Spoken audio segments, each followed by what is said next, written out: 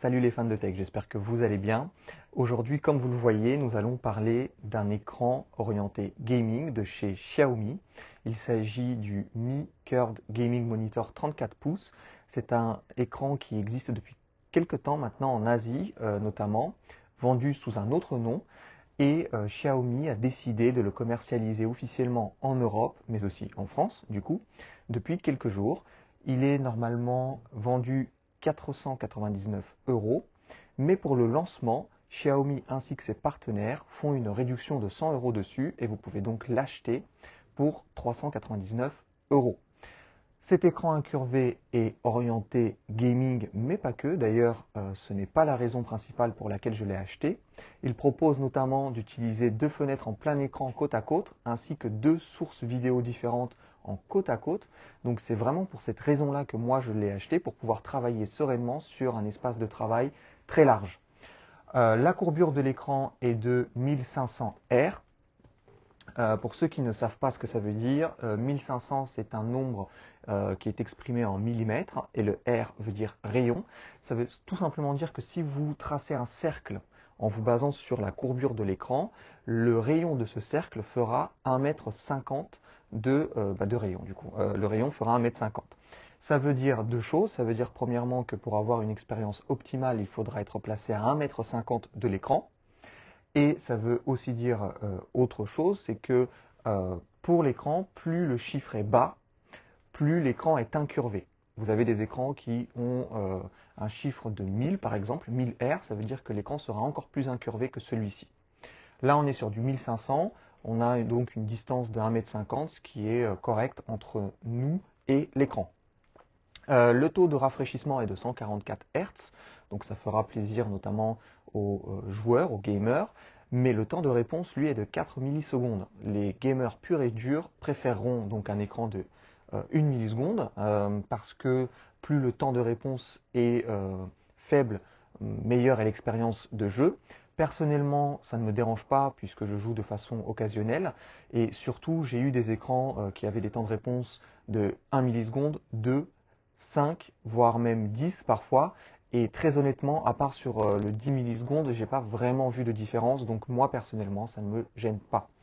La résolution, elle, est de 3440 par 1440. Donc nous sommes presque sur du 4K, mais pas tout à fait. Ça reste néanmoins très très confortable, que ce soit pour le jeu ou pour la bureautique.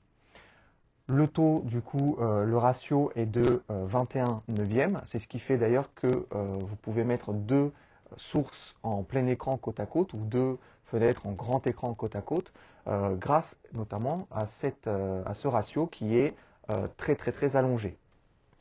La colorimétrie pardon, est de 121%. Donc voilà, ça couvre toute la plage colorimétrique. Pour les joueurs, encore une fois, ce n'est qu'un plus et ils en seront très contents. Il est compatible avec l'AMD FreeSync pour ceux qui ont des cartes AMD, et pour ceux qui ont des cartes Nvidia, j'ai pas d'infos, je ne crois pas que ce soit compatible G-Sync, ou alors que de façon logicielle. Je ne sais pas, on verra s'il y a quelque chose dans le carton ou dans la notice d'utilisation qui précise quelque chose là-dessus. Il est équipé effectivement d'un système pour atténuer la lumière bleue. Vous savez, le soir, il est déconseillé d'utiliser une lumière bleue parce que ça fatigue plus que le reste du spectre lumineux. Et ce que je vous disais depuis le début, il est possible de diviser l'écran en deux, et ça, c'est vraiment l'argument qui a fait que j'ai voulu acheter cet écran. C'est pour pouvoir me passer de mon écran d'ordinateur portable et d'avoir deux écrans, deux pleins écrans côte à côte sur ce moniteur. Voilà, je pense que je vous ai donné les principales caractéristiques de l'écran.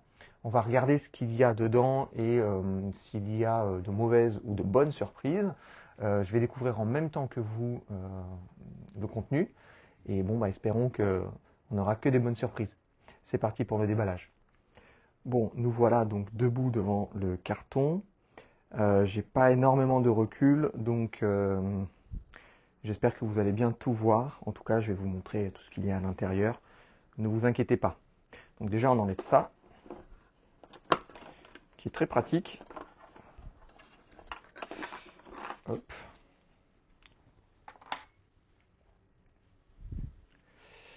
Et on ouvre.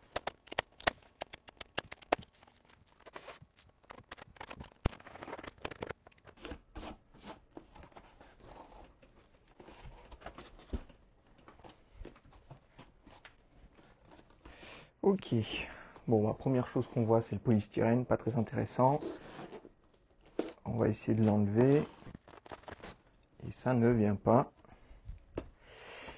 Alors pourquoi? Je viens de comprendre pourquoi. En fait, le polystyrène a l'air d'être d'un seul bloc.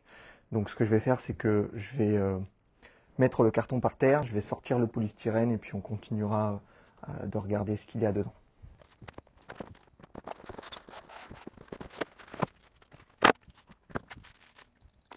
Alors, voici comment c'est présenté dedans. En fait, effectivement, c'est un seul bloc de polystyrène. Dedans est en fait enfermé l'écran. Et derrière le bloc de polystyrène, si je le couche, voilà, il y a quelques morceaux qui sont tombés. En fait, à l'intérieur, vous avez le pied qui était là.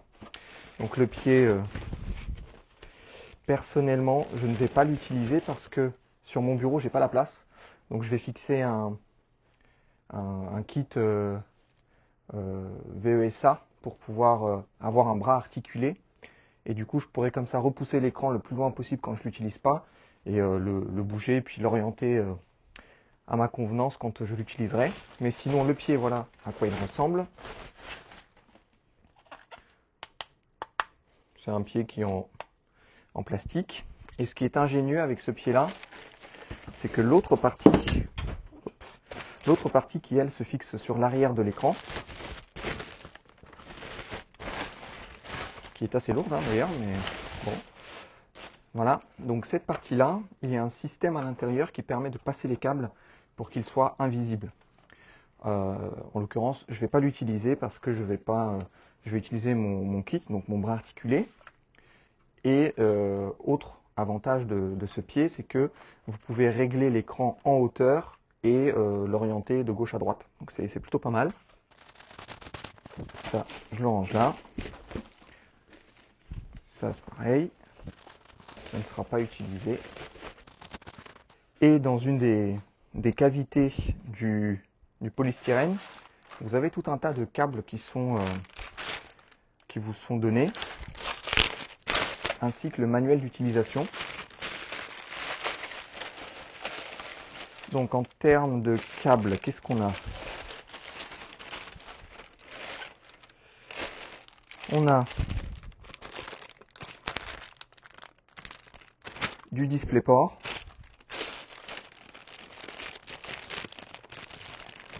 On a du DisplayPort. Le câble d'alimentation. Ça doit être les vis pour le pied, ça aussi. Donc on a 2 sachets de vis. Et en fait c'est tout. Vous n'avez pas de câble HDMI fourni. Vous n'avez qu'un câble DisplayPort. Donc si vous n'avez pas de port DisplayPort sur votre PC, il va falloir vous fournir en câble HDMI pour pouvoir vous brancher.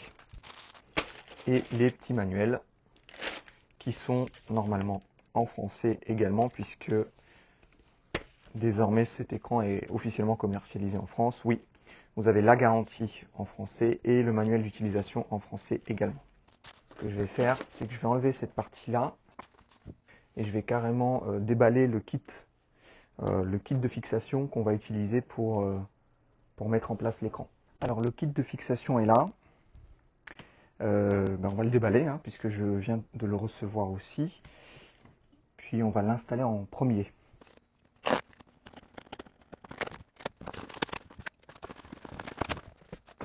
Voici donc le kit. Qu'est-ce qu'il y a d'intéressant à savoir? 6,5 kg, ok. Il nous recommande des tailles d'écran de 17 à 27 pouces, mais normalement ça devrait quand même le faire. Au niveau de la fixation VESA, on peut aller du 75 x 75 jusqu'au 100 x 100. Et il est orientable, voilà. Et facile normalement à monter. On peut soit le monter en faisant un trou dans son bureau, soit le monter avec un système d'étau qu'on va fixer si le bureau n'est pas trop épais. Donc on a un petit manuel, hop, qui est là. Voilà, donc le manuel. Qu'est-ce qu'on a d'autre? les vis. Le système justement à étau pour pouvoir le fixer sur un bureau pas trop épais. Là en l'occurrence je pense que ça marche sur le mien. Et le bras. Et là on a un petit papier qui nous dit attention. Faites attention, c'est sous pression puisque c'est des petits vérins qu'il y a dedans. Donc attention quand vous allez enlever le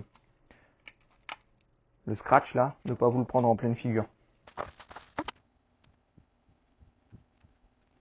Pour ceux qui trouvent ça important, le manuel est en français également.